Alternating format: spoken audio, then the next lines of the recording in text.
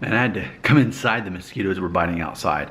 So I just made a video talking about what I do for a living and how it relates to hair loss videos and how it, created this mindset. And that's important. It's important to my story. It's important to me as a YouTuber talking about hair loss. But I feel that the sequel to that video is this video. I want to talk to you about how I got to the point where no one could hurt my feelings anymore. I think that's very important. I've already pointed out the pattern in which the people who don't let other people affect their emotions and offend them are the same people who aren't gonna worry about their hair loss. They're gonna recognize it, but they're not gonna worry about it. They're gonna keep moving on with their life and accept it, and that's the end of it. And that's how I am. But I can't tell you that I've always been that way. Now granted, my hair loss never really bothered me because I already knew to expect much worse, and so I'm amazed that I still have this much hair. But ultimately, as I'm looking at my viewers, I'm seeing patterns here, and I'm seeing that the more likely you are to let someone else hurt your feelings and affect your emotions and have power over your emotions, the more likely you are to feel insecure about your hair loss, and therefore allowing that to be a barrier from you getting where you want to be in life, whether it's asking that pretty girl out or feeling confident enough to do whatever it is. There's a relation there. In all my theories, I've figured this out. There's a connection there. By reading the comments, I've been able to figure this out. Okay? So what I'm always trying to help all of you do is get to the point where I am, but at a younger age, if possible, to where you no longer allow anyone to affect your emotions, because only you control your emotions. Now, for me, that's true. Only I control my emotions. For a lot of you, it's not. And I think for most people, it's not. And it's such an elevated state of life when you can get to that point, because it gives power back to you. So that's a major concept in my videos. What I want to talk to you about today is how I got to that point. Now, if you watch my video on what I do for a living, I explained how I helped underperformers at my company become even better at what they were. No matter what level they were, they become better by applying the mindset of people who are victorious and not victims. And that's important. But at the same time, that was when I was 31. I was 31 when I was going through that. And that's when I was really starting to go into Norwood 3 from Norwood 2. It was really, 31 was the point where I really noticed I'm at a different place on my hair now. So it was just a coincidence. But also, and I know that I'm the minority in that I'm married. I know that most of you either A, aren't married, old enough to be married, or just aren't married yet, okay? But being 36 years old, I've been married for 9 years now. My wife and I have actually been together altogether over 10 years, but more like 10 and a half, but we've been married 9. And when you're married that long, there's certain things that happen to you from the inside. Because for the two of you to move together forward, together, you have to deny yourself to a certain degree. Because otherwise, you start growing apart, right? Because the version of me that was 27 years old when I got married 9 years ago is nothing like the version of me now at 36. I'm a completely different person. And my wife, she's changed dramatically too. Okay? So it's very easy for two people to just kind of go their own ways as they become different people and evolve.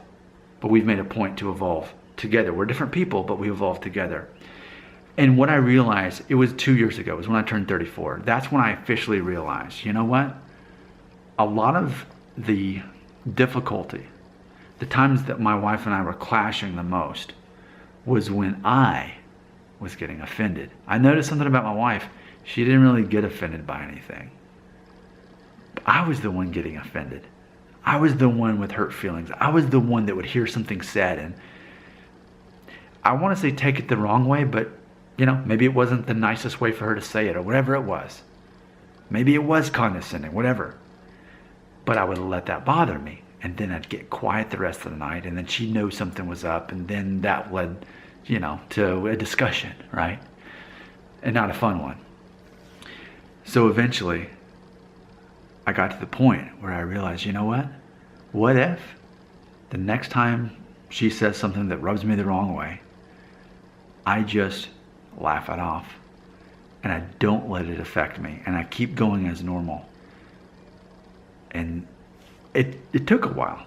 It probably took a good solid year of doing that. And then I realized, wait a minute, you know what's funny? We're not really having any kind of arguments anymore. Like everything's just smooth now. And here's what I did. I didn't change her. I didn't change her. I know, granted, we both evolved over the years, but I didn't change her. I didn't say, hey, you got to stop saying these things because they're offensive and they're disrespectful to me. That did no good. I tried that, but it did no good over the years. So then I took power for myself and I said, you know what? What if I just don't let those things bother me? What if I don't go and just hide it? But what if I truly release power over my emotions, even for my wife, the person I know the best in this world, the person I'm closest to in this universe? What if I give that power away and I don't let her have it and I take it for myself? Only I control my emotions. Even my wife cannot control my emotions. And it's funny, it's not a coincidence. We just don't really have any issues. We don't get into any kind of heated debates or anything like that. It's never been calmer. But imagine, how did that happen? Because I made a choice. I made a choice to look at things differently and say, you know what? She doesn't have power to offend me anymore. Now, that's with my wife. So imagine if the people I don't even care about, the people I don't even know, people who try to troll me on my YouTube channel. If I'm not going to let her offend me, why in the world would I let anybody on the internet offend me? Or coworkers, or friends, or family? Why? Because what I learned is when I took that power away from other people and took it from myself to control my own emotions, what happened? Things are more peaceful. Life is less stressful. I worry about it less now because I took that power for myself. And it all goes back to hair loss. It really does. Because in the process, what it's done is it's made me more confident. It's made me more aware of who I am.